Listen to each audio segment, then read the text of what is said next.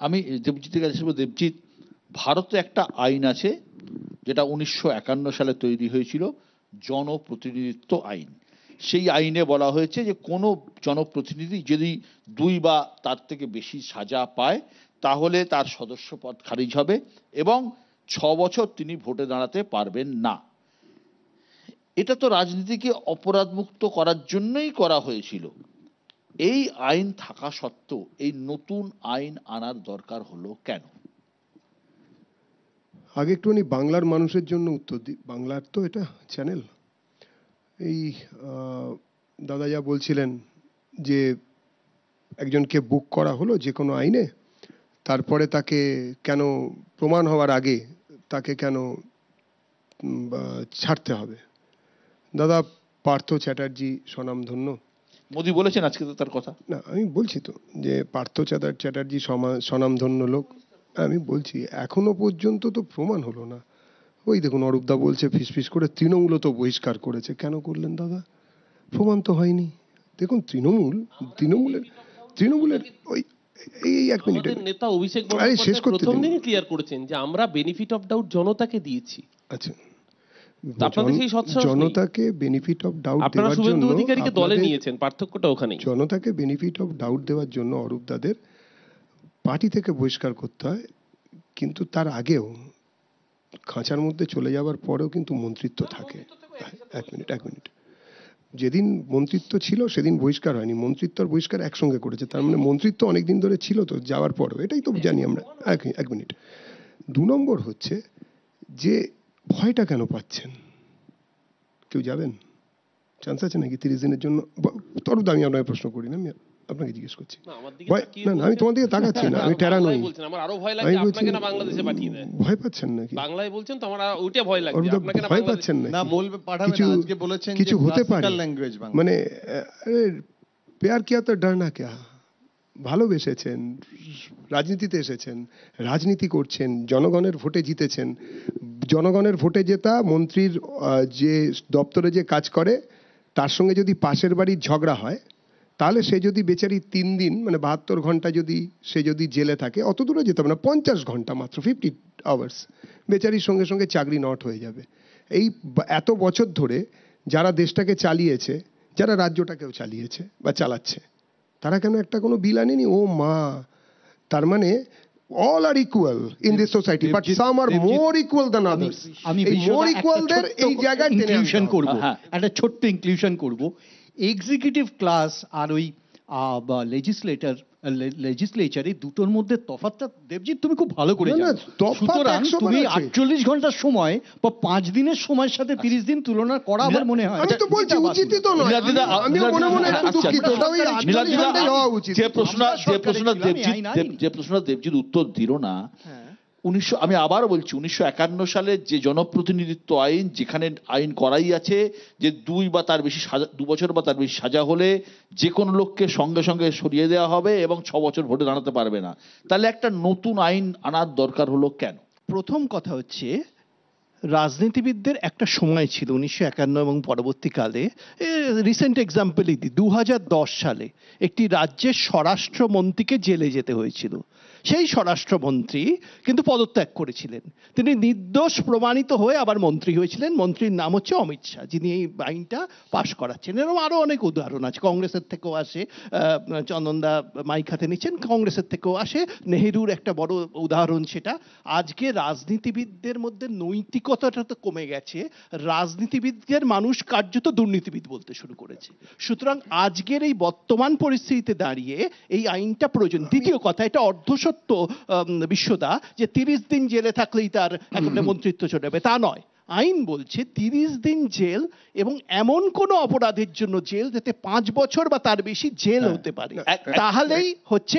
আমার একটুখানি অ্যাড করছি, আমাদের এই যে একটু আগে শুনছিলাম না যে দল থেকে ছাড়িয়ে দেওয়া হয়, আমি একটু আনি লালকৃষ্ণ আদবানিজি, মাননীয় লালকৃষ্ণ আদবানিজির নামে একটা অ্যালিগেশন এসেছিল। কোনো দল থেকে বলেনি, আমরা বিজেপির তরফ থেকে বলিনি যে আদবানিজি আপনি গদি ছাড়ুন বা আপনি চেয়ার ছেড়ে সরে দাঁড়ান। উনি বলেছিলেন যে আমার মনে হয় এই অবস্থায় আমি ছাড়ছি। এটাই তো স্বাভাবিক উচিত, কারা ভয় পাচ্ছে? হ্যাঁ, একটা ছোট্ট তথ্য দিই। 2025 সালের মার্চ মাসে ভারতবর্ষের ফাইন্যান্সের প্রতিমন্ত্রী, অর্থ প্রতিমন্ত্রী পঙ্কজ চৌধুরী, তিনি রাজ্যসভায় জানান যে ভারতবর্ষে ইডি 193 জন রাজনৈতিক নেতার বিরুদ্ধে মামলা করেছে, 2 জন দোষী সাব্যস্ত হয়েছেন। এই মামলাগুলোর মধ্যে যে 71% গত 5 বছরে হয়েছে। তাহলে কোথাও কি এই এজেন্সিগুলো ঠিকমতো তদন্ত করতে পারছে না বলে আইনটাকে নিজেদের হাতে নিয়ে নেওয়া হলো বলে মনে হয়? আমি আমি আমি এটা এক মিনিট আমি আপনাকে শুধু ওটাই বলি যে এই মুহূর্তে পার্লামেন্টে 170 জন এরকম মানুষ আছেন, পার্লামেন্টারিয়ান এমপি, যাদের বিরুদ্ধে যে কেস তাতে সাজা হতে পারে 5 বছর বা 5 বছরের বেশি। বিজেপির কজন আছে? আমি বললাম যে সংখ্যাগরিষ্ঠ বিজেপির এর মধ্যে। আচ্ছা, 2, আমি আপনাকে বলছি যে বিজেপির যদি দেখা যায় যে 39% সাংসদ যারা আছে তাদের কোনো না কোনো ক্রিমিনাল চার্জে তারা আছেন। আমি বললাম এসব ছেড়ে দিন, নৈতিকতার প্রশ্ন যেটা নীলাদ্রিবাবু তুললেন, ইট ইজ কারেক্ট যে সত্যি 51 সালে নেহেরুর সময় রাজনীতি যে নৈতিকতার ভিত্তিতে ছিল এখন নেই, কিন্তু এই নৈতিকতার কথা বলছেন কারা? আপনাকে বলতে হবে যে ধরুন জনসমর্থন ছাড়া সরকার গড়াটা, এটাকে যদি না, আমি আমার একটু শুনে নিন, তাহলে বলতে হবে যে জনসমর্থন নেই আপনার, আপনি সরকার করতে চাইছেন, এটা নৈতিকতা তো সবচেয়ে বড় জায়গা। ফলে এরকম 4টে রাজ্য আছে গত 5 বছরের মধ্যে, যে গোয়া, মণিপুর, মহারাষ্ট্র, কর্ণাটক, ফলে যেখানে দাঁড়িয়ে উইথাউট হ্যাভিং এনি নাম্বার সেখানে সরকার গড়া হয়েছে এবং সেখানে হচ্ছে এজেন্সি ব্যবহার করেই হয়েছে। আমি বলছি এই কারণেই বিপদটা বাড়ছে। প্রথম কথা এই নৈতিকতার কথা বলছে কারা? যারা শুভেন্দু অধিকারীকে চোর বলার পরে তার ভিডিও ডিলিট করে দিয়েছে, যারা হেমন্ত বিশ্ব শর্মাকে অভিযুক্ত করার পরে তাকে সদরে অভ্যর্থনা জানিয়েছে, তারা নৈতিকতার কথা বলছে। আর আপনি বলছিলেন না বিজেপির কতজন মন্ত্রী আছে? 94 জন, তার মধ্যে বিজেপির, এবং 63 জনের মধ্যে সাংসদ, এবং গুরুতর ভাবে তাদের বিরুদ্ধে অভিযোগ রয়েছে। এবং শুধু তাই নয়, আমি বলি যে কেন এমন আইন করতে হলো, আপনি যে প্রশ্নটা করেছিলেন, কারণ এটা তো নৈতিকতার উপর দাঁড়িয়ে আইন হচ্ছে, যেটা নীতিগতভাবে কিনা। কারণ সে যদি অপরাধী হয় তাহলে তো আর আলাদা করে একটা আইন তৈরি করতে হয় না, তাই আইন তো আছে। আমি শেষ করব যে সরকার বা রাজনৈতিক দল যখন দুর্বল হয়ে যাচ্ছে তখন তাদের নির্ভর করতে হচ্ছে এজেন্সির উপরে, যে আগামী দিনে তারা এজেন্সি যদি কায়েম না করে তাহলে এই যে যারা বিরোধীরা, যারা দুর্নীতিগ্রস্ত, আজকে ভাবুন তো বিশ্বদা, যদি দেখেন আপনি যে 2 বছর পরে আপনি এমন একটা দিন দেখলেন যে যাদের বিরুদ্ধে অভিযোগ এসছে তারা 48 ঘন্টার ভিতর সবাই ভারতীয় জনতা পার্টিতে জয়েন করেছে, তাহলে কি সংসদে এই বিলটার জন্য আবার চিৎকার করবে সবাই? হ্যাঁ, একদম। আমি দেবজিতের কাছে আসবো। দেবজিৎ, যে আইনি হিসেবের বাইরে গিয়ে, তুমি তো আইনজ্ঞ বটে, আইনি হিসেবের বাইরে গিয়ে একদম রাজনৈতিক প্রশ্ন যদি আমি করি, এই বিলটা পাশ করাতে গেলে সংসদের 2/3 সদস্যের সমর্থন প্রয়োজন, আমি যতদূর জানি, সাংবিধানিক সংশোধনী বিল পাস করাতে গেলে, এবং লোকসভা রাজ্যসভায় 2/3 সংখ্যাগরিষ্ঠতা লাগছে। বর্তমানে বিজেপির হাতে সেটা নেই, তাহলে এই বিল আনা হলো কেন? বিহার এবং পশ্চিমবঙ্গ নির্বাচনের ঠিক মুখে আসাম নির্বাচনও আছে, যে আমরা অপরাধ মুক্ত রাজনীতি চাই, সেরকম একটা বার্তা দেওয়ার জন্য। না, আমরা তো অপরাধ মুক্ত রাজনীতি চাই। আর দেখুন, তৃণমূলকে নিয়ে আমি কিছু বলবো না, কেন রাজ্যের বাইরে এই আইন তো আর লোকসভা বা রাজ্যসভায় যেখানে পাস হবে সেখানে তৃণমূলের কোনোদিনই এই ধরনের সংখ্যাগরিষ্ঠতা ছিল না, বা এই ধরনের থ্রেট বা সুবিধে কোনোটাই তৃণমূলের জন্য নয়। কিন্তু যারা সব থেকে বেশি করছেন ওই একই ডিএনএর কংগ্রেস। আমি একটু নিয়ে একটা মানে ওই ন্যায় নীতির একটা পরাকাষ্ঠা দেখাই। 7 তারিখ 7th August 1975 কি হলো? একটা আইন এলো যে প্রধানমন্ত্রীর বিরুদ্ধে কোনো মামলা করলে সেই মামলা কোথাও টেকানো যাবে না। লোকসভায় পাস করিয়ে নেওয়া হলো, রাজ্যসভায় পাস করিয়ে নেওয়া হলো। 8 তারিখে রাষ্ট্রপতি সই করলেন।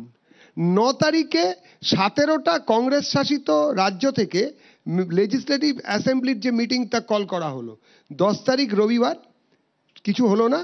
11 তারিখ সোমবার এই নিয়ে আরেকবার বলতে শুরু করা হলো বিভিন্ন কোর্টে। 12 তারিখ তৎকালীন প্রধানমন্ত্রী ইন্দিরা গান্ধীর ছিল, মামলার রায় ছিল, সেখানে সেই রায়ের পুরো এফেক্ট নিয়ে এসে ফেলা হলো। কি অসাধারণ! আমরা তো সেরকম কিছু করি না, আমরা জনতার সামনে এসেছি, জনতার সামনে এনেছি, দুর্নীতি মুক্ততার জন্য জনতার সামনে এনেছি। ভয় কি? আর দাদা এক মিনিট তোমার বলতে সুবিধা হবে। আমরা তো মমতা দেবীর রাস্তাতেই হাঁটছি। মমতা দেবী যিনি কিনা জর্জ ফার্নান্ডেজ, তিনি লড়তে চেয়েছিলেন নয়, তিনি মরতেও রাজি ছিলেন। কাফেন চোর, গদ্দা চোর বলে মমতা দেবী আমার ভালো লাগলো পদত্যাগ যে করেছিলেন। বিজেপির প্রতিনিধি দেবজিৎ মমতা দির রাস্তায় হাঁটতে চাইছে, আমার ভালো লাগারই কথা। আমি বিশ্বত ছোট্ট দুটো উদাহরণ দিই। মাত্র 1.5 বছর আগের ঘটনা, রাহুল গান্ধীর বিরুদ্ধে সুরাত কোর্ট একটি ভার্ডিক্ট দেয়। সবাই জানে।